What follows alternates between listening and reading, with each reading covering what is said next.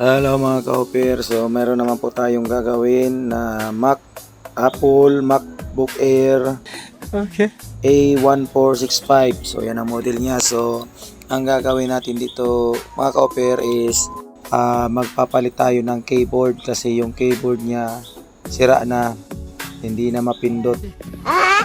So ayan po yung papalit natin na nabili natin sa online.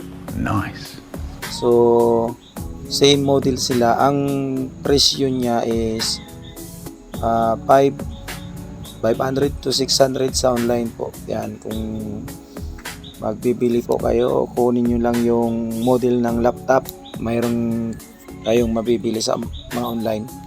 So eto na guys, ipapalit natin dyan sa Apple MacBook Air. So ito na, binuksan ko na. Kaya nga, ikaw alam kung magaling ang tsamba mo, malakas eh. So medyo kulang na pala yung mga tornilyo dito kasi siguro pinagagalaw-galaw na to ng iba.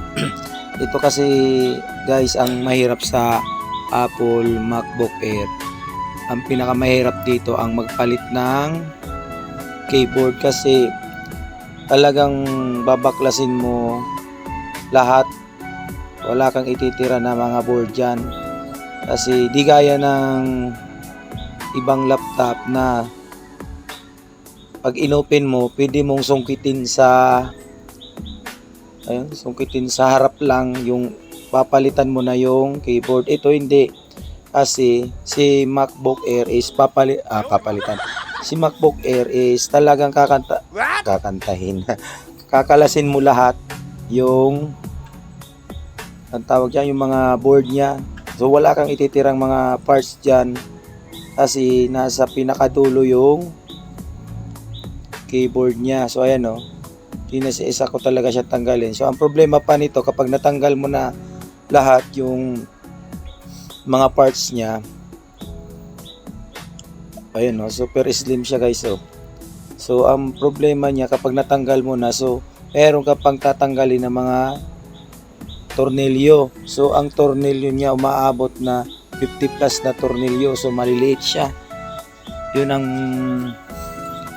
ano dyan sa MacBook Air. So kailangan ng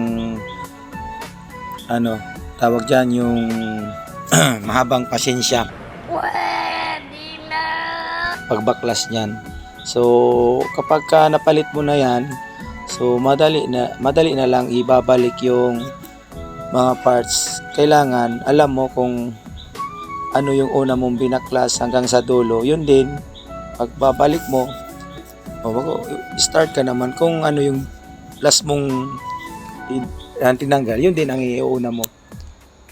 So yan guys, pinabalik ko na. So ang pinaka problema niya dyan is lang talaga, sira yung keyboard niya. So yun lang guys. So promote muna tayo ng ating YouTube channel. So mga hindi pa po naka-subscribe sa aking YouTube channel, mag-subscribe na po. Search nyo lang ang Operian Tech Vlog. So yan, pasensya na guys sa boses ko kasi mamalat pa. So yan po guys, huwag kalimutan na mag-subscribe, like, and share sa aking Facebook page at YouTube channel, and pahit na rin ang notification bell para updated kayo lagi kapag may mga bago akong i-upload na video. So maraming salamat po guys. So ang location ko pala dito lang po sa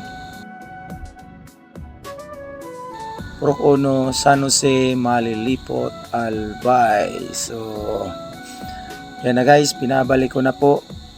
So ito na, i-testing natin kung wala tayong nasira. Kaya nga, ikaw alam kung magaling ang tsamba mo, malakas eh.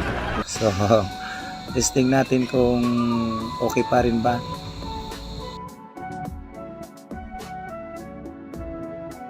Power on ko na siya, yan. So, charging din siya. So ayan,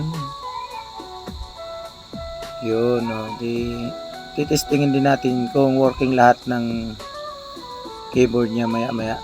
So ito na siya, oh. So ayan, maraming salamat guys sa mga nanonood. So ito na po yung testing natin isa-isa yung keyboard. So yan na po guys, hanggang dito na lang po ang aking video. Be blessed. Shalom.